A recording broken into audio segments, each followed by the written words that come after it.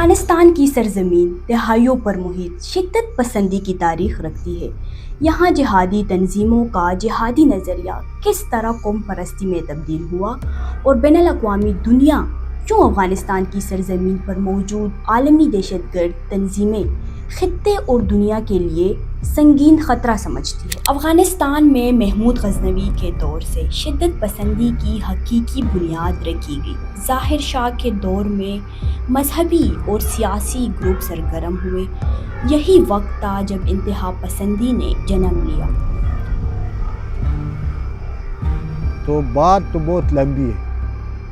افغانستان میں جو دہشت گردی یا جو بیرونی مداخلت کا سلسلہ تو صدیہ پرانی ہے، مگر محمود غزنوی سے لے کے اب تک مطلب یہ جو کچھ ہو رہا ہے تو اس میں وہ جس کو ہم کہتے ہیں نا پی ٹی آئی والے کہتے ہیں اسلامک ٹچ، تو وہ محمود غزنوی سے شروع ہوا ہے۔ موجودہ دور میں جب ظاہر شاہ کی حکومت تھی تو 1965 میں وہاں پر مذہبی سیاسی جماعتوں کا اور ترقی پسند سیاسی جماعتوں اور قوم پرست سیاسی جماعتوں کا وجود منظر عام پر آ گیا۔ تو میرے خیال میں یہ 60 کی دہائی جو ہے نا یہاں سے شروع ہوا تھا۔ اس وقت مطلب حزب اسلامی جو تھی، حزب اسلامی افغانستان، تو اس کا جب تشکیل ہوئی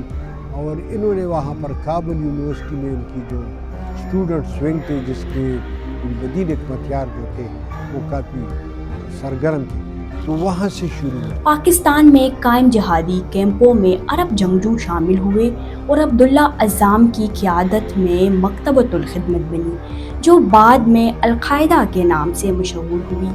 یہ گروہ افغانستان کو دہشت گردوں کو محفوظ پناہ گاہ بنانے میں سرگرم رہا۔ پھر افغان وار کے دوران پاکستان جب یہ لوگ آ گئے تو پاکستان ہی میں ان کی مطلب جو جہادی تنظیمیں تھیں ان کی تشکیل ہوئی، ان کی آرگنائزیشن ہوئی، اور یہاں سے ان کو سی آئی اے اور دیگر جو ایجنسی ہیں انہوں نے اسپانسر اور پیٹرنائز کرنا شروع کر دیا۔ تو اس دوران عرب لوگ بھی وہاں پر آ گئے۔ بہت سے عرب ایسے تھے جس میں یمنی تھے جو وہاں کی جیلوں میں تھے، جو مصر کی جیلوں میں تھے، ان کو رہا کر کے پشاور لایا گیا اور پشاور سے وہ افغانستان چلے گئے۔ اس وقت عربوں میں سب سے بڑا نام جو تھا وہ عبداللہ عزام کا تھا، عبداللہ عزام تھا۔ پھر مطلب اسی نے مکتبۃ الخدمات بنا دیے۔ مکتبۃ الخدمات کا بعد میں نام آیا القاعدہ۔ 1994 میں طالبان وجود میں آئے۔ ابتدا میں انہیں طلبہ ملیشیا کہا جاتا تھا، مگر جلد ہی انہوں نے شدت پسندی اور ظلم کا چہرہ دکھایا۔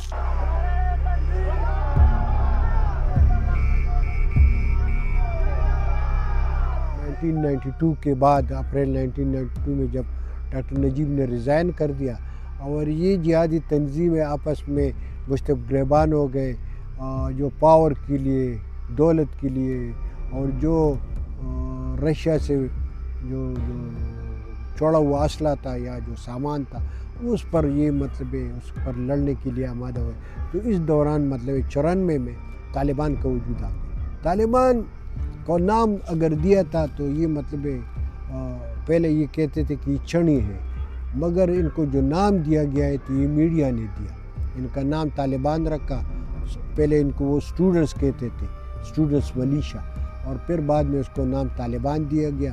پھر تحریک طالبان افغانستان ہو گیا، اور اس کے بعد پھر مطلب تحریک طالبان پاکستان بھی آ گیا، اور پھر ترکش طالبان بھی آ گئے، پھر ازبک طالبان بھی آ گئے، تاجک طالبان بھی آ گئے۔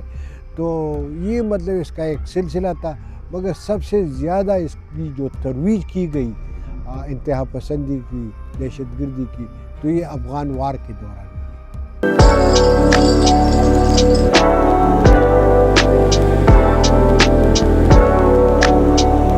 افغانستان میں موجود شدت پسندوں کی قوم پرست پالیسیز نہ صرف پاکستان بلکہ پورے خطے کے لیے خطرہ ہے۔ بھارت اور دیگر ممالک اس صورتحال سے فائدہ اٹھانے کی کوشش کر رہے ہیں۔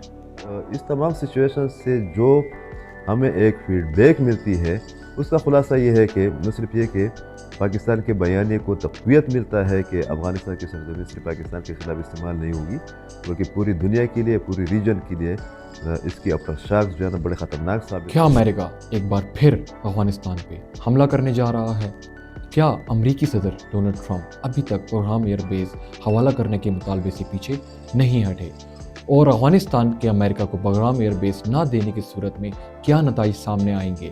یہ وہ سوال ہیں جو امریکہ اور تاجکستان میں حملوں کے بعد زیر گردش ہیں. We were going to keep Bagram, the big air base, one of the biggest air bases in the world. We gave it to them for nothing. We're trying to get it back, by the way. Okay, that could be a little breaking news. We're trying to get it back because they need things from us. We want that base back. But one of the reasons we want the base is, as you know, it's an hour away from where China makes its nuclear weapons. So a lot of things are happening. 2 یا 3 افغان دہشت گردوں نے یا افغان شہریوں نے Washington D C میں جو واردات کی، اس کے نتیجے میں اب تو اس قسم کی اطلاعات بھی آ رہی ہے کہ امریکہ افغانستان پر حملہ کرنے والا ہے. تو اس تمام صورتحال میں پاکستان کا مقدمہ وہ اپنی جیت اور اپنی اس کو جو ہم کہتے ہیں کہ ایک سرٹیفیکیشن کی جانب بڑھ رہا ہے اور پاکستان کو اس سے فائدہ اٹھانا چاہیے. پاکستان کے ہاتھوں ذلت انگیز شکست کے بعد بھارت نہ صرف افغانستان کے ساتھ تعلق بڑھا رہا ہے بلکہ افغانستان میں موجود دیگر دہشت گرد تنظیموں کو بھی پاکستان کے خلاف استعمال کرنے کے لیے فنڈنگز کر رہا ہے، جس کے ثبوت پاکستان نے نہ صرف افغان طالبان بلکہ بین الاقوامی برادری کو بھی فراہم کیے ہیں. Taking place in Pahalgam in Jammu and Kashmir, where terrorists opened indiscriminate fire.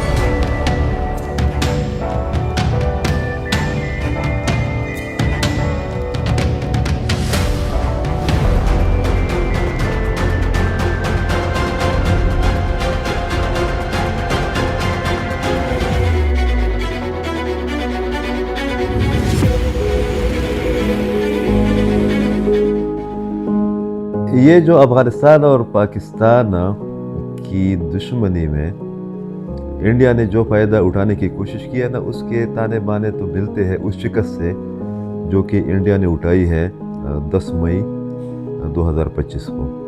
اور انڈیا کا مین سٹریم میڈیا، اس کے نیشنل سیکیورٹی کے جو ماہرین ہیں، آن دی ریکارڈ مین سٹریم میڈیا پر یہ کہتے نظر آتے ہیں کہ ہم جو آپریشن سندور ہے فیز 2 کے طور پر، نہ صرف یہ کہ پاکستان پر براہ راست حملے کی پلاننگ کر رہے ہیں جو کہ وہ کر نہیں سکتا، پوری دنیا کا پتہ ہے، مگر ساتھ میں یہ بھی کہتے ہیں کہ ہم نے افغانستان کی سرزمین کو اور افغانستان کی حکومت کو اور ٹیررسٹ گروپس کو پاکستان پر ڈال دیا ہے کہ پاکستان کو عدم استحکام سے دوچار کیا جائے.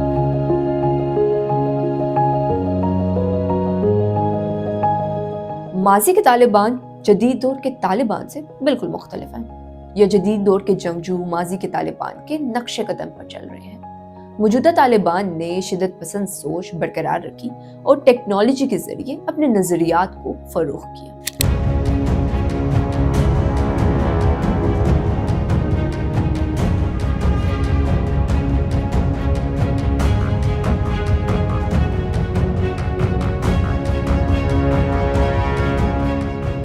شیخ ہیبت اللہ اخندزادہ صاحب اور باقی ان کے ارد گرد جو علماء ہیں وہ تو پرانی سوچ کے لوگ ہیں. یہ دیکھیں آپ کہ انہوں نے جو خواتین کے اوپر تعلیم کے اوپر پابندی لگائی ہے، یعنی 6 جماعت سے آگے تعلیم کی پابندی ہے. حالانکہ یہی طالبان جو ملک کے ساتھ خلاف لڑتے تھے تو وہ یہ کہہ رہے تھے اس وقت کہ ہم نے اپنے جو پرانے طالبان مشران جو ان کو کہتے ہیں لیڈرز، ان کی غلطیوں سے بہت کچھ سیکھا ہے اور وہ ہم ریپیٹ نہیں کریں گے جب ہماری حکومت بن جائے گی.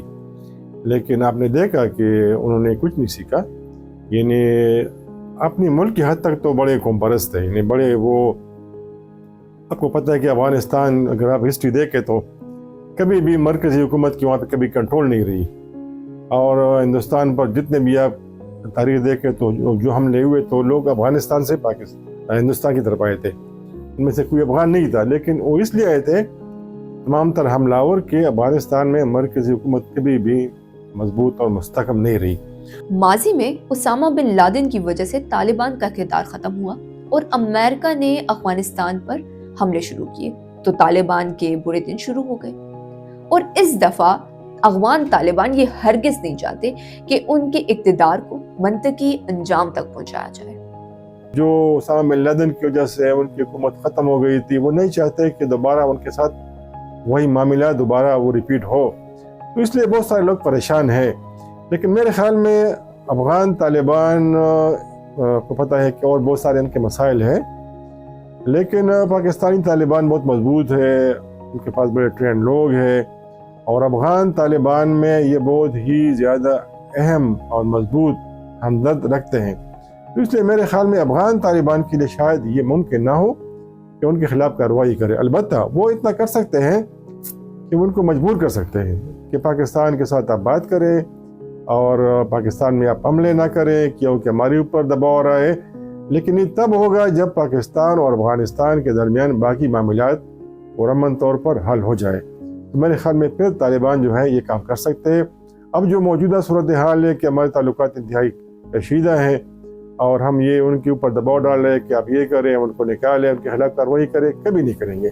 جہادی نظریہ چھوڑ کر قوم پرستی کی راہ اختیار کرنے تک طالبان کے اس خطرناک سفر کو ہندوستان کی خفیہ ایجنسی را کی فنڈنگ حاصل ہوتی رہی۔ اس وقت جو انڈیا کی اور ٹی ٹی پی کی اور افغان حکومت کی قربت ہے، اور جس قربت کو علیمہ خان اور باقی لوگوں نے ایک انٹرنیشنل فورم پر عمران خان کی قید کے نام پر ایکسپلائٹ کیا ہے، اس قربت کو ٹھیک ٹاک طریقے سے بعض ان قوتوں کی حمایت حاصل ہے جو کہ یہ سمجھتے ہیں انکلوڈنگ انڈیا کہ پاکستان کی جو ٹی ٹی پی ہے اور امارات اسلامیہ ہے یہ پشتون نیشنلزم کی ایک نئی شکل ہے۔